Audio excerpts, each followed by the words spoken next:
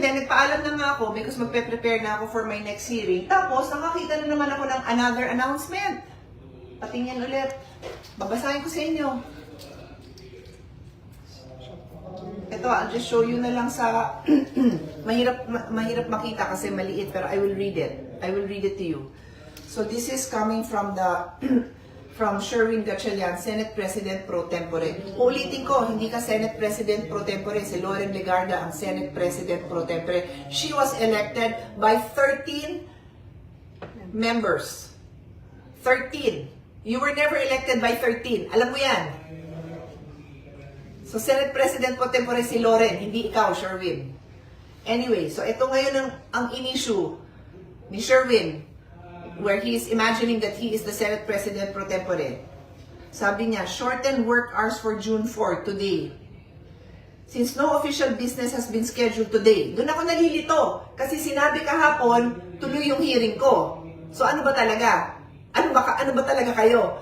Yung Blue Ribbon na wala kang karapatan na i-cancel, kinancel mo, pero hindi namin binibigyan ng validity yung statement mo. Yung ways and means ko, sabi nyo tuloy, pero ngayon naman sinabi mo, since there is no official business that has been scheduled today. Bakit? May alam ka ba kung may official business yung mga senators dito? Every day, we conduct our own meetings, we conduct our own dialogues, we conduct our own consultations.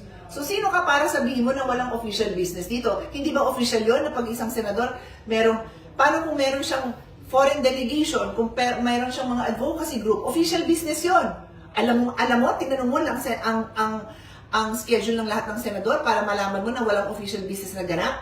At alam mo, may Blue Ribbon. Pero alam na natin na hindi mo nire-recognize yun. Sige. So, sabi niya, since no official business has been scheduled today, June 4, and in consideration of the safety, security, and well-being of Senate personnel, in light of anticipated activities within and around the Senate President Pro Tempore Sherwin Gatchalian has authorized all Senate officers and employees who reported on site to leave the office beginning at 10 a.m. 10 a.m. Yung Blue Ribbon hearing, 10 a.m. Ano yung purpose nito? Alam niyo na, di ba? Hindi ko na siguro kailangan sabihin, right? Why would you put the Senate staff in that position? Nandyan sila, pumasok. Nag-a-assist. Ba't mo sila gaganunin?